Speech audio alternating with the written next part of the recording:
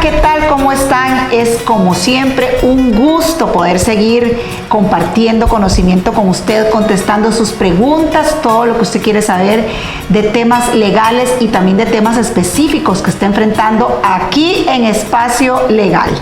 ¿Cómo les va, compañeras, colegas, amigas? Muy bien, muy contenta de poder estar otra vez con ustedes aquí para evacuar sus dudas y enseñarles un poquito de los temas que traemos hoy. Así es, muchas preguntas. El tema está, como siempre, son temas bonitos, ¿verdad? Este tema está muy interesante. La verdad es que hay muchas consultas acerca de los alquileres, los depósitos, las reglas, cuándo sí, cuándo no. Es un tema interesantísimo y espero que muchas de sus dudas queden evacuadas, pero bueno, les recordamos que de todas maneras siempre tenemos canales para que ustedes nos realicen las consultas necesarias. Así es un tema súper interesante del diario vivir, ¿verdad? Más en esta actualidad que también se tienen preguntas importantes acerca de qué sucede con los alquileres en medio de esta pandemia. Definitivamente, ese es el tema que les traemos hoy, arrendamientos. Principalmente vamos a enfocarnos en vivienda, no de locales comerciales. Vamos a empezar contándoles, si usted no lo sabía, es que el tema de arrendamientos en nuestro país está regulado por la Ley General de Arrendamientos Urbanos y Suburbanos. Ahí especifica y establece como ley especial de este tema todos los deberes y derechos, obligaciones de las partes en una relación contractual de este tipo. Y es que uno de los objetivos de la ley es principalmente proveer, dotar de techo digno a todas las personas como derecho fundamental. Así está estipulado en nuestra constitución política. Y pues el Estado como protector de ese derecho fundamental, entonces crea una ley que regule este tipo de relación contractual. Una vez hablado hacia grandes rasgos de lo que es la ley y su objetivo, o el objetivo principal de la ley, vamos a entrar en materia y vamos a hablar un poquito del contrato. Usted se preguntará, porque tenemos la costumbre a veces, es como más fácil no, vamos al médico cuando sentimos dolor, ¿verdad? Algo nos molesta. Y los contratos, por eso siempre insistimos en las relaciones jurídicas. Hagan contrato, es importantísimo. Y hay personas que dicen, bueno, es que yo estoy alquilando, o nos han preguntado, mire, ahora necesito pedirle a mi inquilino o decirle que ya no quiero seguirle alquilando. Y nosotras les preguntamos, bueno, tráigame el contrato, o ¿cuándo vence el contrato? Ay, no, es que no. Ay, no. ¿Verdad? No lo pactamos. No, y es no que firmamos. Eso es un asunto muy delicado. Mira, como vos decías, cuando yo me enfermo voy al médico, cuando me duele un diente voy al dentista, cuando voy a necesitar pactar algo con una persona que me va a traer obligaciones, tengo que ir donde un abogado. Correcto. Tengo que buscar asesoría, que me hagan un contrato. Ya lo decías en el capítulo, en el programa anterior, ¿verdad? De aquel profesor maravilloso que tuvimos en la universidad y que nos decía, el contrato es un traje a la medida. A veces nos encontramos machotes, ¿verdad? De contratos y decimos, y no está tomando en cuenta detalles importantísimos que tiene que tomar en cuenta un contrato, ¿verdad? Las necesidades que van a tener las partes para el contrato. Exactamente, porque el contrato, como todos, tiene sus particularidades, entonces se va a ajustar a las necesidades que tengan las partes en ese contrato de alquiler, ¿verdad? Bueno, así es que si usted no tiene un contrato, si ya no lo firmó, es importante, si usted es el inquilino y luego lo va a necesitar para algún proceso judicial, esperemos que no, es importante que tenga el recibo de pago de cada mensualidad, que obligatoriamente la ley dice el dueño del bien inmueble se lo tiene que dar. No solo recibo, factura. Y la factura electrónica. Muy importante. Ahora se recomienda mucho el medio electrónico, ¿verdad? Como lo que es la transferencia bancaria o el SIMPE, porque es un medio de prueba mucho más eficaz, pienso yo, porque en algunas facturas todavía se acostumbran a darlas sin timbrar y pueden generar algún tema ahí de validez, tal vez eficacia, entonces es mejor utilizar los medios actuales como lo que son las transferencias bancarias. Así es. En el contrato Si se va a firmar, usted estipula el plazo que va a durar ese alquiler, el monto de las mensualidades, cuándo debe pagar, las fechas, ahí estipula en qué fecha debe pagar la mensualidad.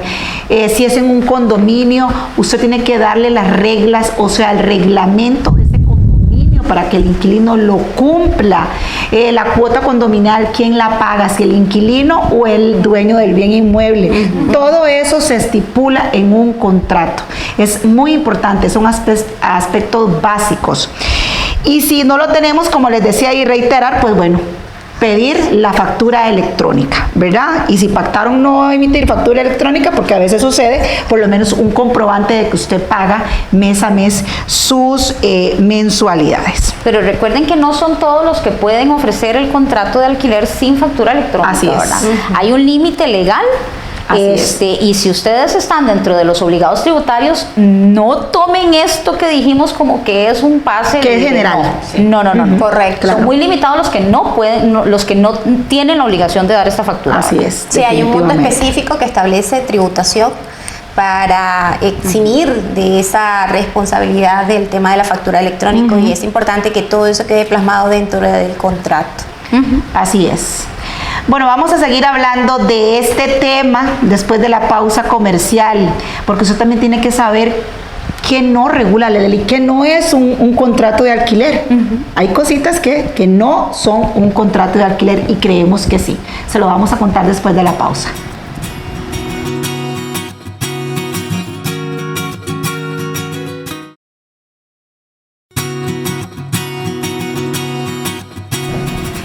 Seguimos conversando acerca del arrendamiento en nuestro país, aquí en Espacio Legal.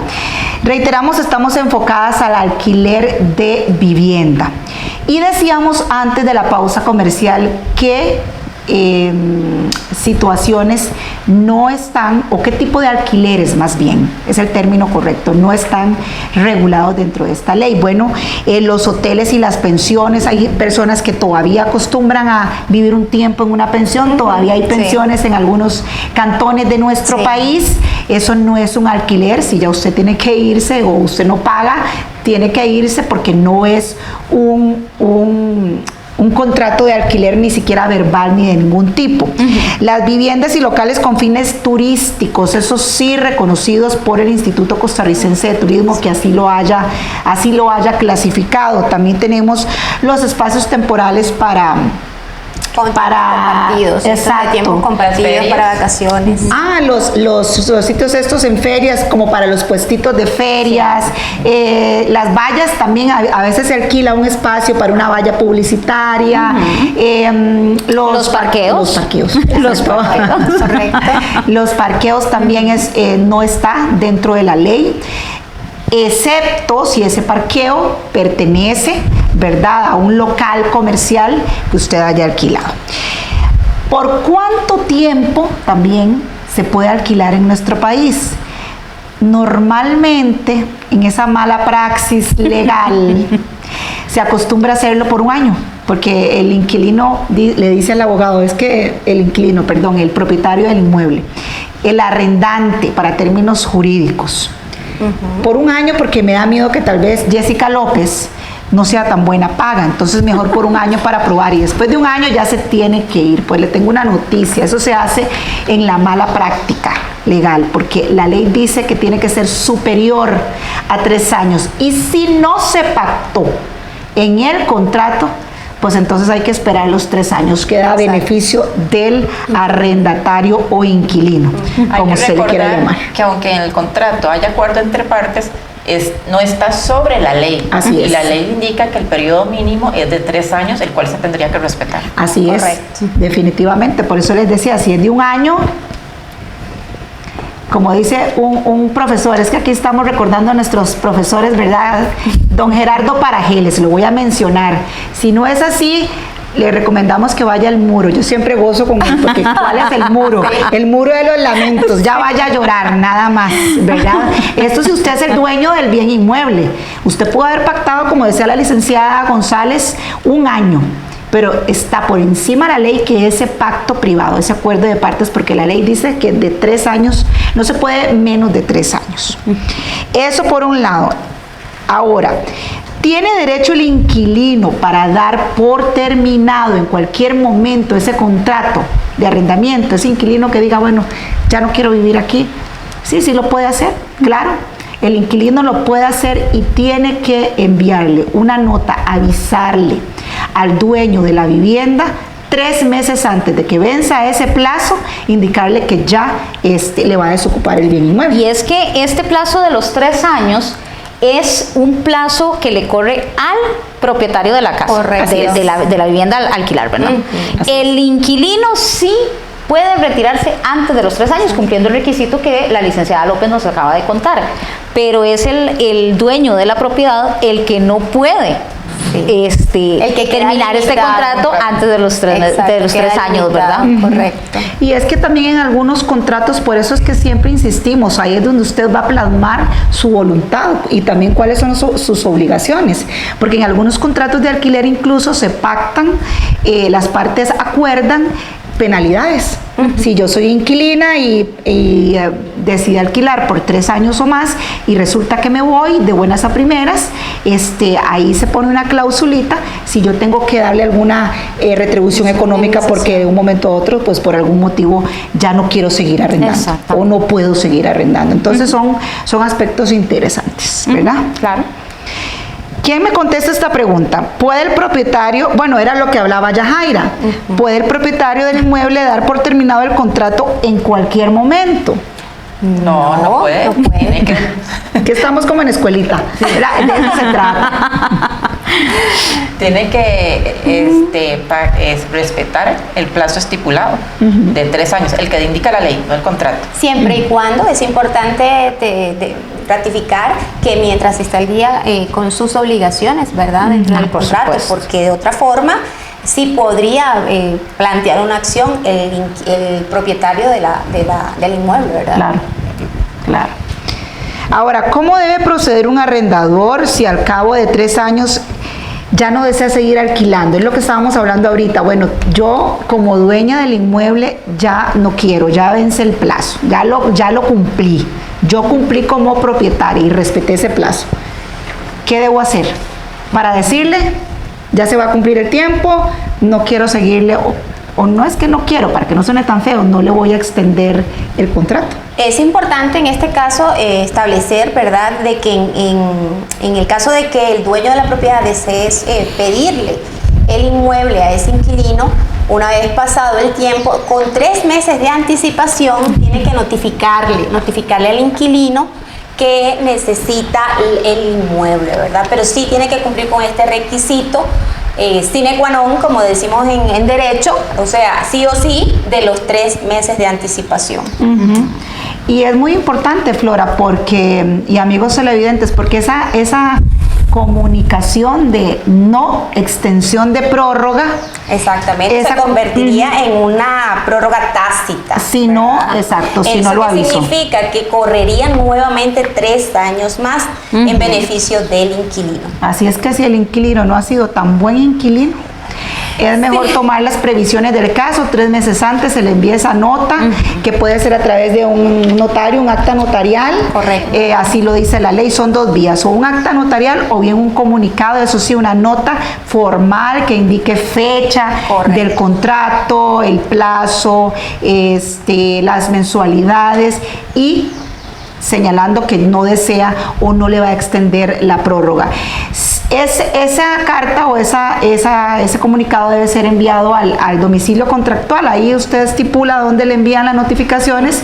Y antes del programa estábamos hablando del tema del domicilio contractual y que perfectamente puede ser un medio electrónico. Un medio electrónico, correcto, ¿verdad? sí. Así es que esas son las 2 vías que tiene el dueño del inmueble. También es importante dejar claro de que si se va a dejar esa notificación en el domicilio, o sea, en la vivienda, y no se encuentra el inquilino para recibirla, puede ser dejada con una persona que aparente ser mayor de 15 años de edad y se cuenta con una notificación totalmente válida. Bueno, que aparente, que aparente. ¿Verdad? Qué interesante el término. Aparente. No que tenga, que deba tener más de 15 años o 15 años, no, Exactamente. que aparente. Ya un adolescente uno sabe más o menos, ¿verdad?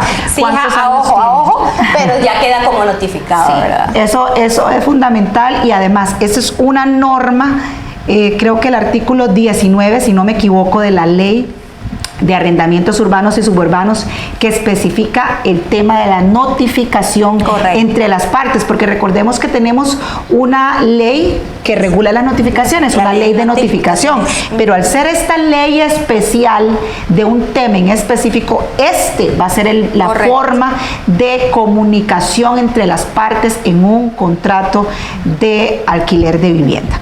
Seguimos con más temas, con más preguntas. Vamos a ir a una pausa comercial. ¿Qué les parece irnos a una pausa? Por supuesto. Ya regresamos.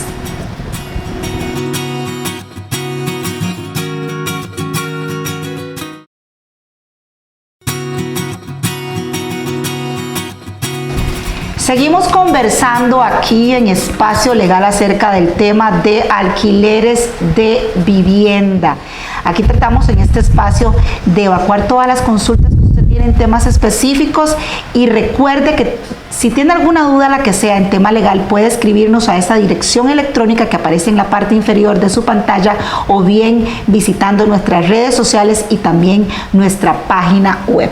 El tema del depósito es un tema también riquísimo, del que se habla mucho. A mí lo que me llama la atención de esto es que uno cree que todo el mundo sabe ciertas cosas, ¿verdad? Sobre todo cuando, digamos, tenés un negocio. Si yo alquilo vivienda, normalmente sé cuáles son las normas que debo seguir. Y es que lastimosamente también se da el falso conocimiento.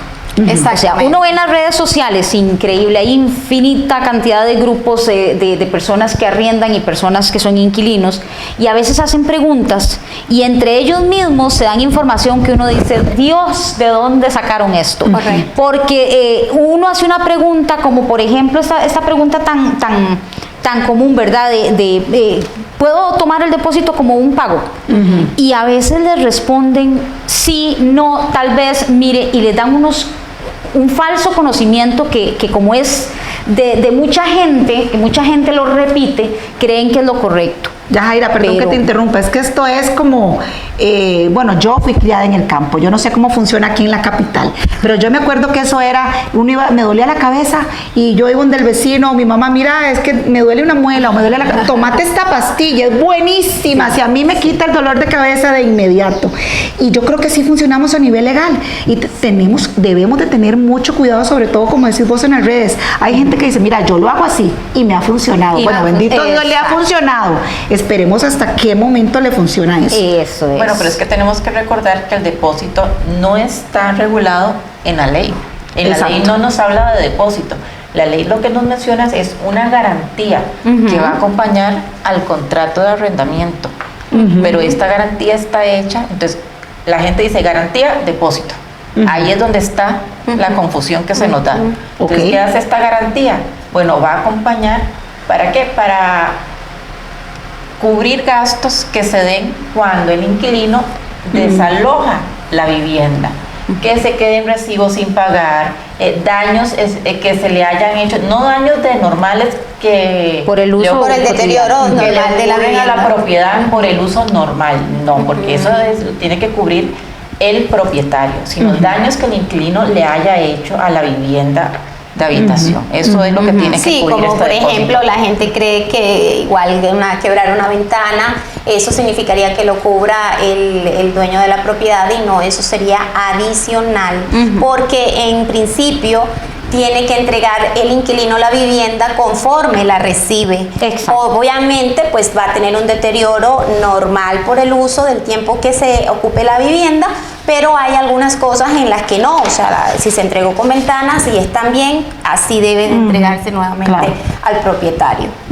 Sin embargo, vean qué simpático, porque ahora que Andrea explicaba para qué se utiliza la garantía, ¿verdad? Que popularmente dicho depósito, si la persona, el inquilino, demuestra que los recibos están pagos, que no hay daños en la propiedad, que todo está en regla, en ese caso podría pactar con el propietario para que tome ese depósito como el último pago del último mes que va a estar.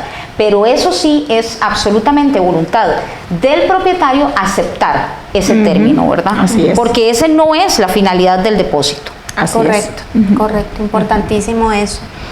Ahora, ¿qué hacer si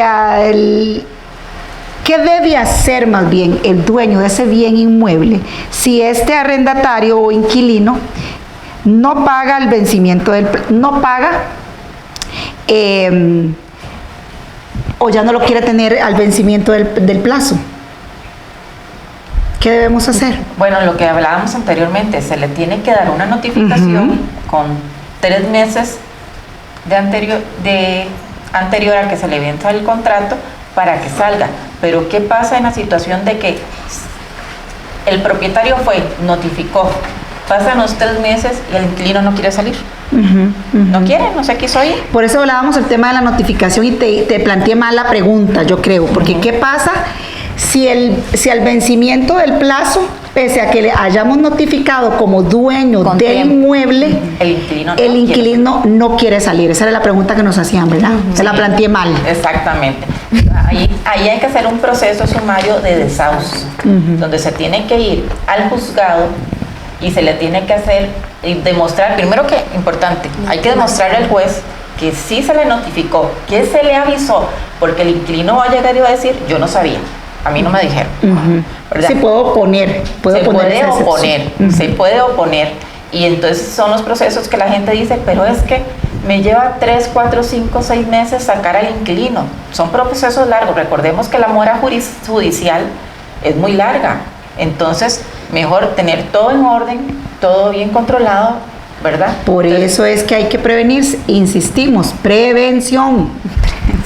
Totalmente. Entonces, vamos, le demostramos al juez que sí se le avisó y continuamos. Ahora, hay que ver, eso es en el caso de que no quiera salir y si se le haya notificado que ya no se le va a extender el plazo. Desalojar la vivienda. Pero también está el otro proceso que se da por la falta de pago. O por el vencimiento del plazo. El vencimiento del plazo es el que acabamos de ver. Que si se vencía el plazo, le notificamos y le decimos no queremos continuar con el contrato, por favor, tiene 3 meses para buscar otro lugar a donde irse a vivir. La falta de pago va a ser, viene pagando normalmente, pero viene un mes, no paga enero, no paga febrero.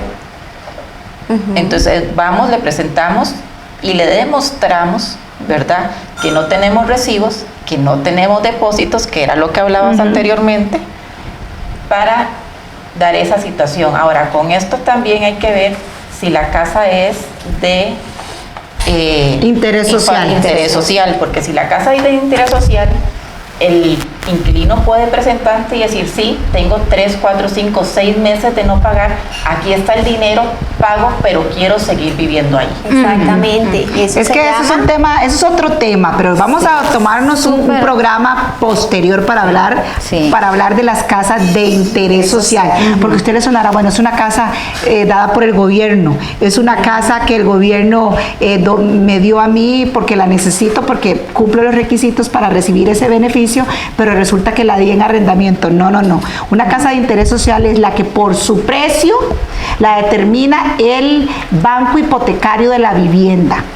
Y es variable, va variando cada año. El banco hipotecario de la vivienda cada año va a variar este monto en el cual él define qué casas se consideran de interés social. Entonces, no necesariamente es una casa que sea entregada por medio de un bono, por ejemplo. Exacto. Puede ser cualquier tipo de casa. En este año, el valor es de 65.801.000 colones. Entonces, toda propiedad que esté reportada ante la municipalidad de su localidad con un valor menor a va a ser automáticamente considerada como una casa de interés social. Entonces, a estas personas es a las que les van a aplicar todos estos beneficios de ley, como el que explicaba la licenciada González, en el que decía que si ya se está ante un proceso monitorio por falta de pago, por ejemplo, la persona puede perfectamente pagar los alquileres que debe y decir, quiero continuar con el alquiler.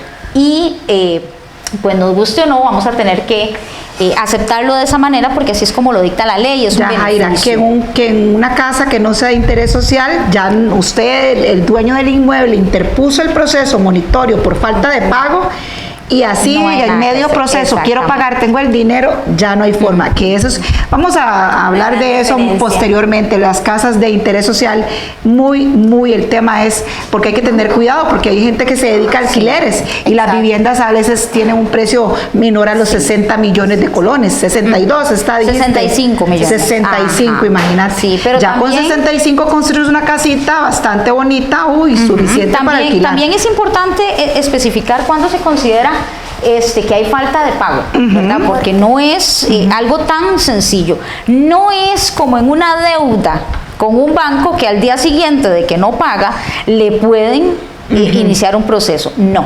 La ley otorga un plazo de 7 días naturales, ¿verdad? Entonces, si a usted le toca pagar, por ejemplo, el primero, y usted paga el día 5, este pago se le va a considerar de cierta forma como un pago a tiempo. Usted tiene esos 7 días. Entonces, si por alguna razón usted tiene un inconveniente que evita que usted pueda pagar el primero, que es el día que le corresponde, pues tiene esos 7 días siguientes para poder realizar el pago de buena forma. Ahora, si la persona se pasa constantemente de la fecha de pago o se pasa más allá de los 7 días, el propietario tiene que detener esta práctica. ¿Por qué? Porque si no, esto sería básicamente considerado como una modificación al contrato. Y eso no es lo que la persona quiere, ¿verdad? Sino de ahí, este mes te paga el 15, el otro te paga el 20, el otro te paga el 30, y cuando ves ya está 2 meses desfasado el pago. ¿Cómo podemos hacer para terminar esto? Bueno, eso se llama el cese de tolerancia. ¿Qué tengo que hacer? Notificar por los medios definidos en el contrato para notificaciones, decirle, mire, este es el momento en el que vamos a detener esta práctica, ya no puedo esperarle más tiempo y necesito que me pague al día. Y bueno, igual que no tiene más tiempo el propietario para ya no tenemos dinero, tiempo nosotros tampoco tenemos más tiempo. Como siempre, los temas son muy interesantes y dan para mucho, pero bueno, no nos tenemos que preocupar, porque estamos seguras que vamos a tener mucho tiempo, primero Dios, para estar más cerca de usted a través de este medio de comunicación cada semana, y no deje de escribirnos, y nos vemos la próxima. Nos vemos la próxima, los esperamos.